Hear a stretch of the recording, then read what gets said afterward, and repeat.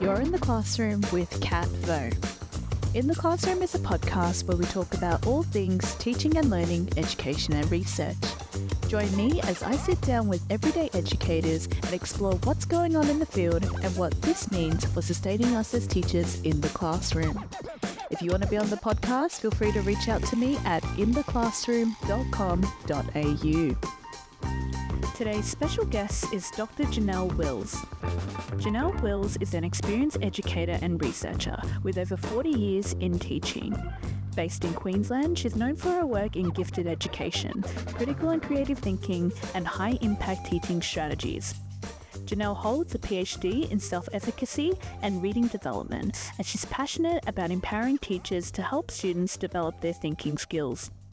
We're thrilled to have her on the podcast today, and we hope you gain valuable insights for your own students.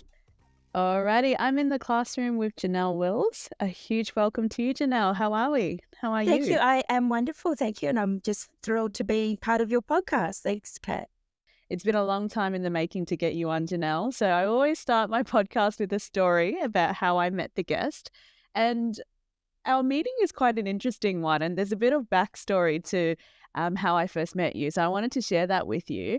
And we were recently, at a conference only a few weeks ago. And I just remember being torn between two sessions. It was, do I go to Janelle's session or do I go to, the session that everyone else was going to? And I was really torn. I didn't know which one to pick. And then something just told me, just go. You won't regret it when you go. And I'm so glad that I did, because when I walked in, I saw that my name was, on the seat and you were counting how many people there were. But also, I walked away with so many ideas for my classroom and key messages that I took away that still circulate at our school today. We had a PD last week and some of the same themes and messages that you were drawing on were just present. And I just thought, wow, how powerful is that? So, Janelle, I'm so pleased that you're here. I'm honored to have you as a guest on the show. But, can you tell me a bit more about, how did you get into this space and why the interest with engaging learners and academic vocab? Tell me a bit about that.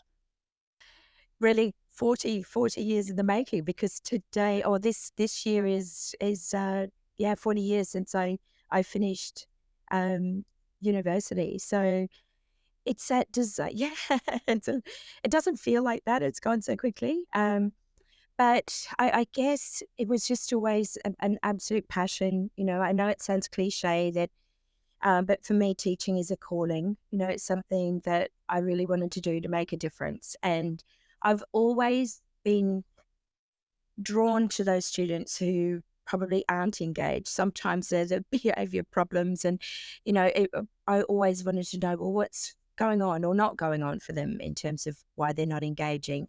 And I guess it was also that thing of just wanting to learn all of the time. And I lived for 10 years in central Queensland. And when you're living in a place like that, you can't easily access specialists, professional development. So you have to do your own research. So that's really how I finished my degree when I was there. I then started my master's, and my master's was sort of looking at the area of not so much engagement, but students who have difficulties. And it just went from there. And then once I came down to the coast, all of that just continued, and the importance of just the different ways that students learn, the importance of academic vocab.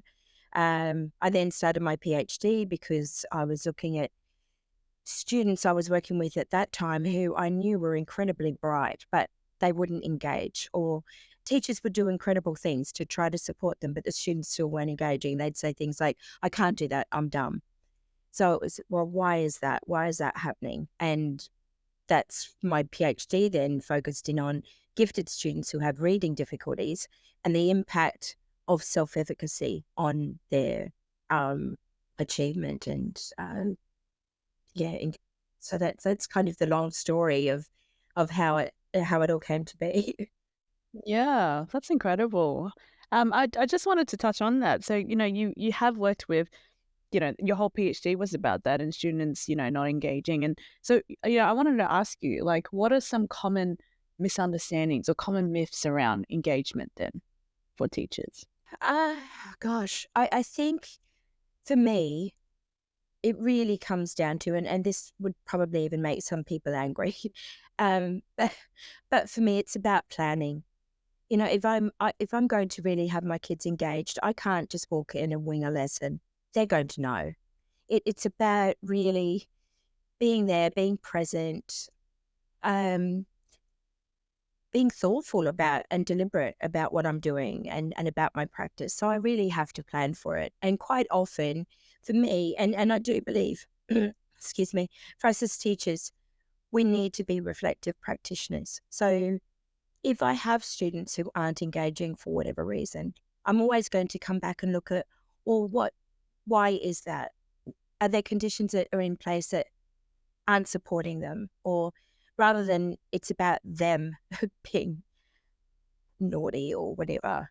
Because the other thing that people forget, I think, is disengagement doesn't equal uh, poor behavior either. Like we have quite often good students who aren't engaged. They're compliant, so they're sitting there quite happily.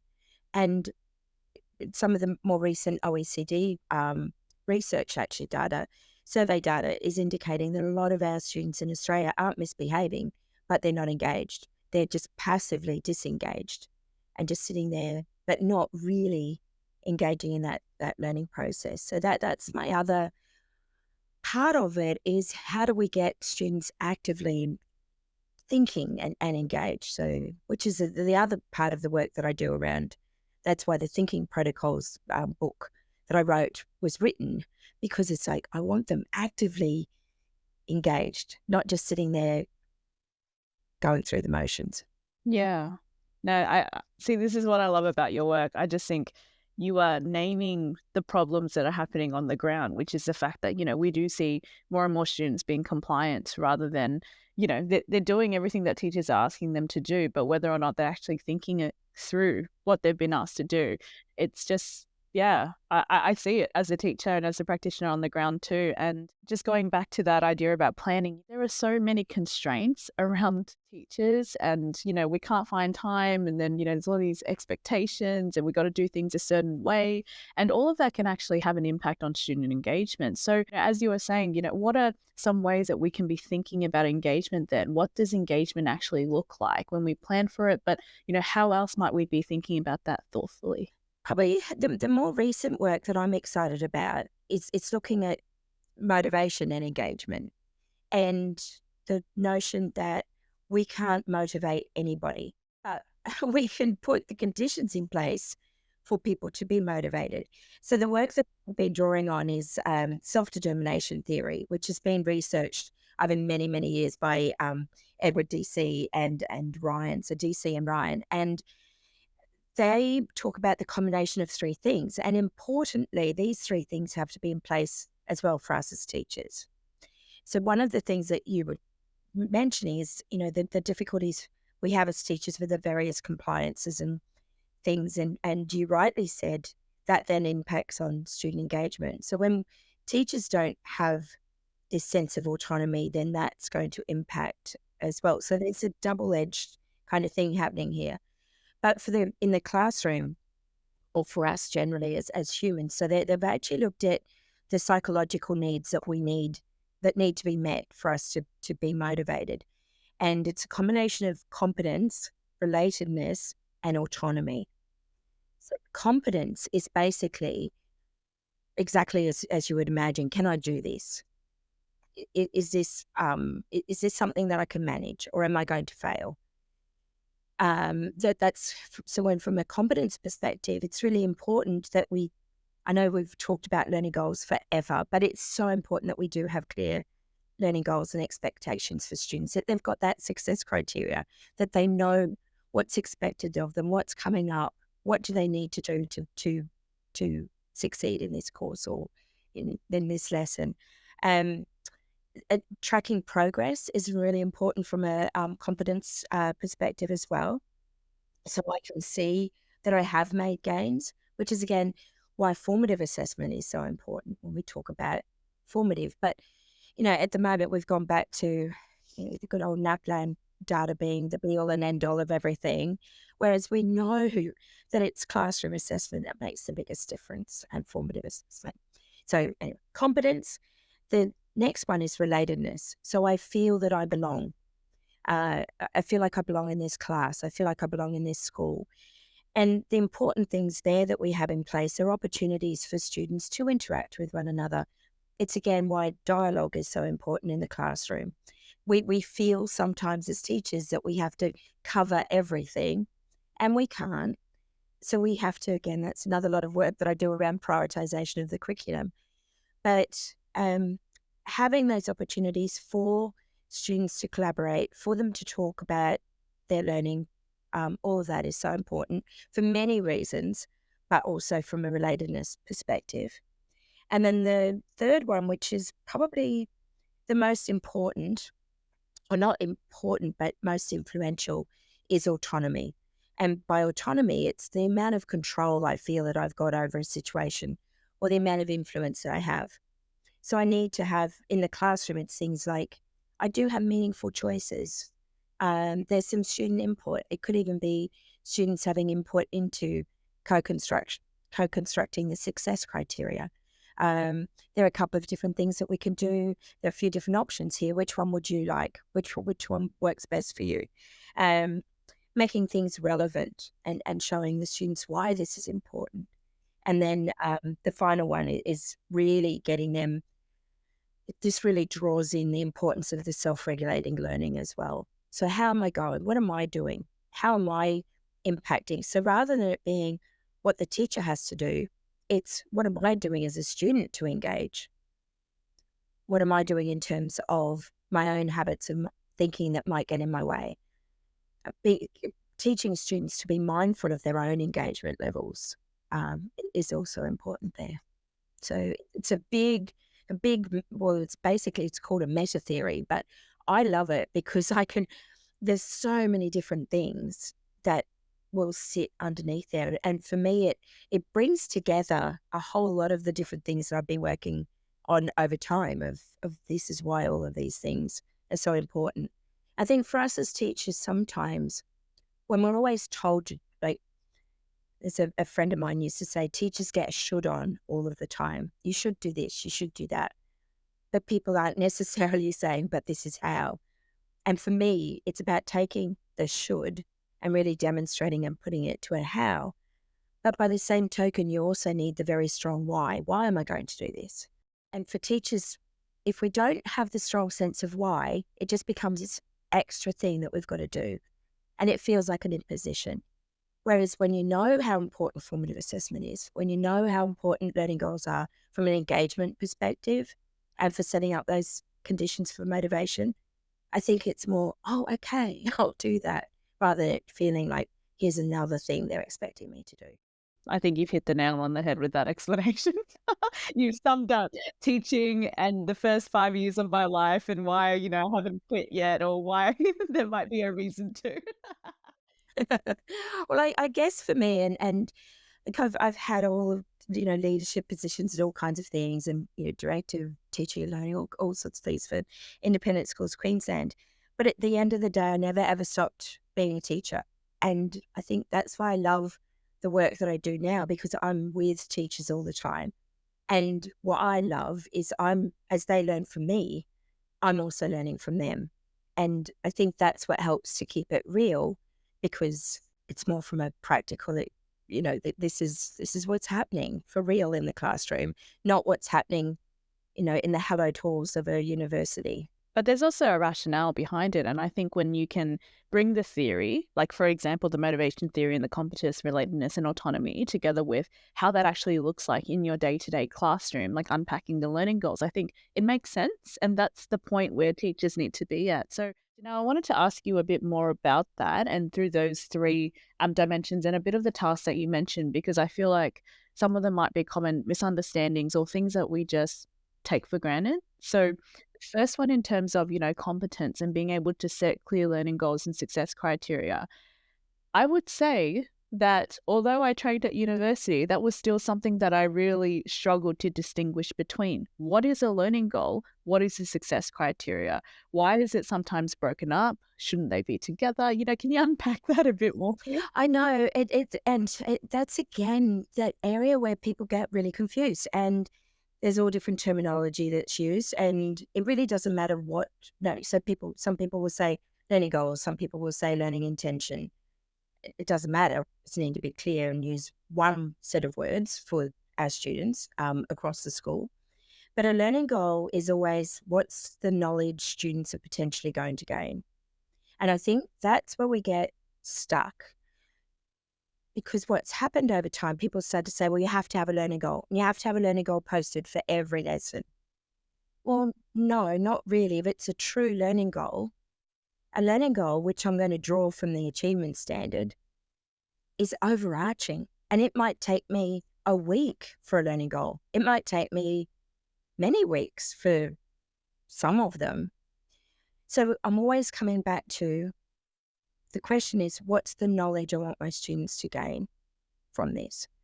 And that can be declarative or procedural. So I'm always saying, like some people will say, let's say in English, the learning goal is students are going to write a persuasive text or persuasive essay. I said, well, that's an activity. It's not a learning goal. What is it I'm wanting my students to learn? Well, I want them to learn about how to persuade an audience. So I'm learning about persuasive devices. So that's more the learning goal. This is what I'm aiming for. And that's when I am then going to break that up, though, into smaller steps. There might be, well, I need to know this, I need to know this. The success criteria might come in then, well, what's a good example of something where, a good example of a persuasive text? What have they used? What devices have they used? And then I'm going to break that down into the success criteria. What does it look like to achieve this goal? Does that make sense? Yeah. I think when you explain it like a learning goal is the knowledge that you want students to learn, and the success criteria is the outcome of how they will learn that, right? Like the activities or the ways in which they will show or demonstrate that knowledge. Yes, yes. What will it look like, basically? And in some cases that can be, these are the smaller incremental steps that I need to know in order to be successful as well. So, for example, if I'm a little person learning about fractions, I might break. So we're learning about fractions, and we're learning about how to identify quarters in shapes and collections, which is one of the standards for about grade 2, I think it is. So that my learning goal is I'm learning about identifying quarters in shapes and collections. But my success criteria might be, well, the smaller steps that I need. So I know what a quarter is. I know what that means. I know I can identify quarters in a shape, and so I'm breaking. That's where I'm breaking that learning goal up.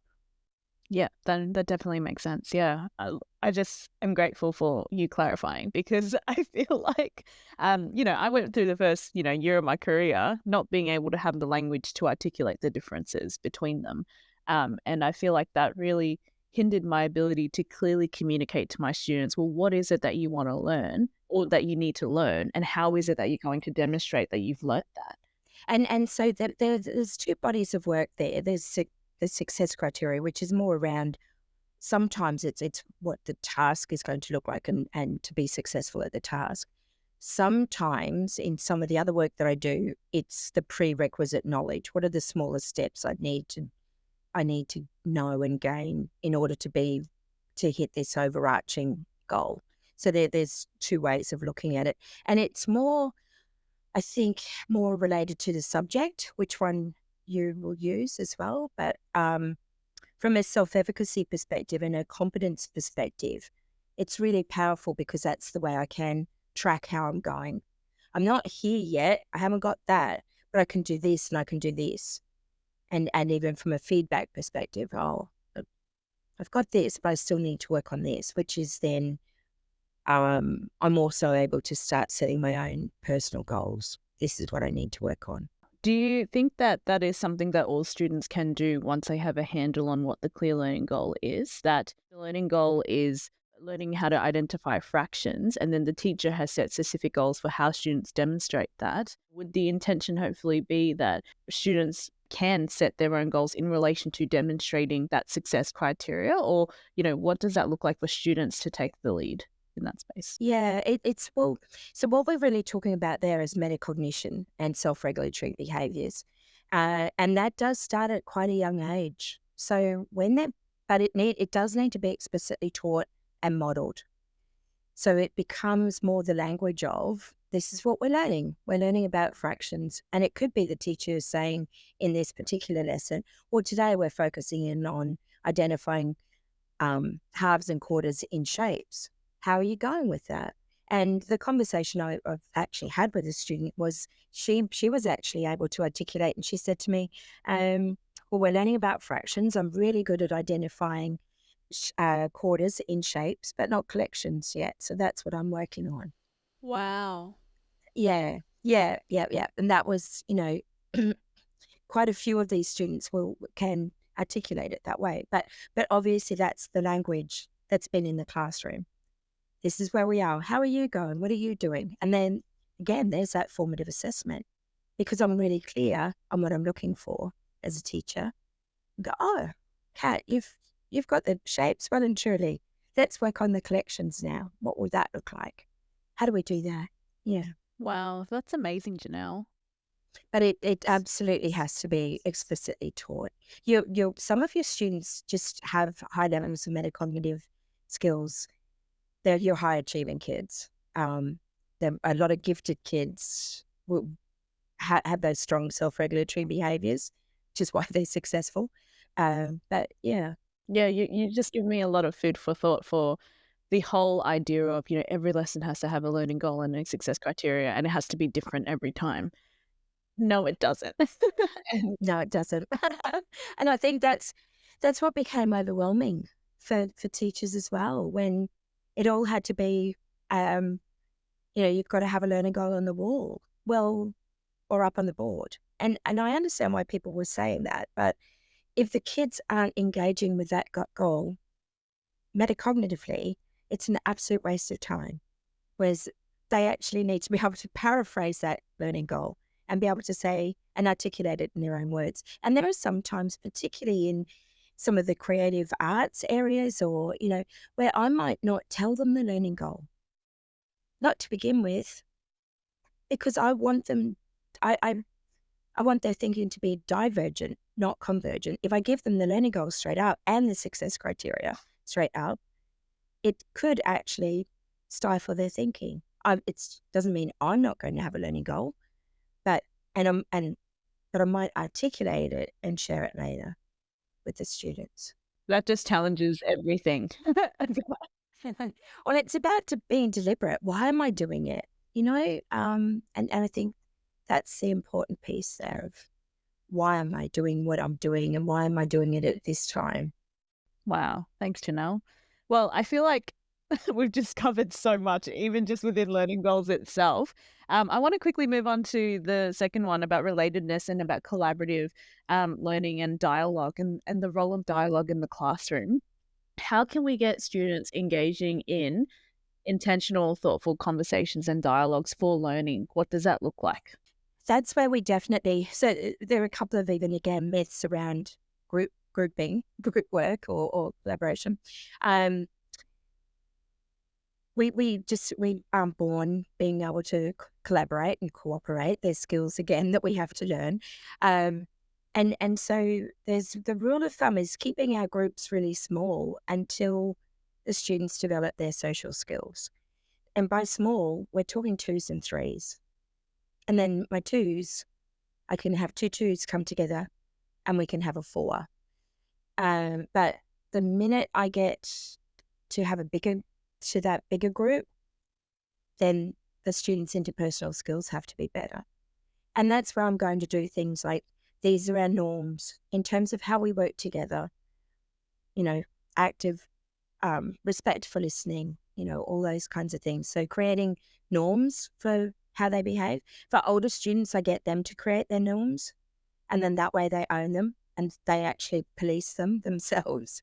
Um, so, and then the other thing that's really important is that there are structures around the dialogue. So that's why the protocols can be at the there's a whole bunch that I've collected over time that I use, which is what's in the Thinking Protocols book. But I'm an absolute fan of the thinking routines from Harvard, from Project Zero, and they have wonderful.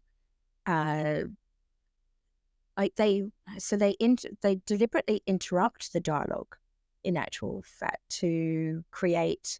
So I can't just go around my normal conversation. The protocols actually interrupt that, so that I have to be more mindful and thinking about what my responses are and looking at it from a different perspective or whatever. So the combination, small groups, or being really mindful about the group structure, norms of how we're going to work together, and then the routines, the thinking structures around that.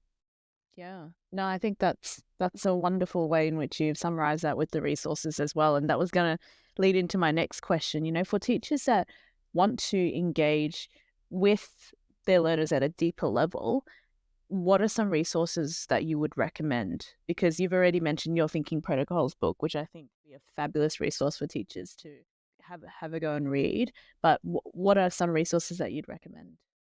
Yeah, it sounds like I was plugging my book.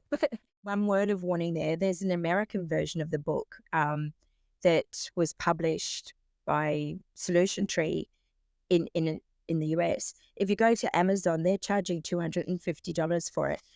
Do not go to Amazon. I wouldn't pay $250 for it. So if you want the Australian copy of the book, you go. It's from you can get it from Grift Education, and I think it's about $50, which is a lot better than $250 American dollars. So God only knows what it would be in Australian dollars. So definitely there, but absolutely, the Project Zero materials, just Google Thinking Routines Project Zero, and you'll find some great routines there. Um, the other ones in terms of structures, and particularly of for primary school teachers, although these are easily adaptable to older students as well. But I'm a great fan of the Kagan, so Kagan, and their structures that they use. So if you Google Kagan and Kagan, you'll find that they even have some free resources on their website as well.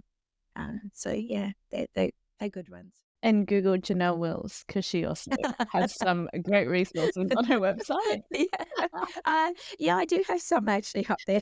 I do, now that I think about You it. Gosh, do? thanks, Kat. I do. Yeah, I have. I've been putting them up via LinkedIn. So, but you can. They are actually up on the website. I haven't done it, I don't think, but I can put the self-determination theory. I've got a one-pager on self-determination theory, so I can pop that up there as well. I'll do that. Yeah. But the dialogue for meaning stuff is up there. Yeah. Yes, the dialogue for meaning, academic vocab, and formative assessment is definitely up there. I Yeah. checked this morning. I'll have to try and remember my password so I can get in and add add the others to my website.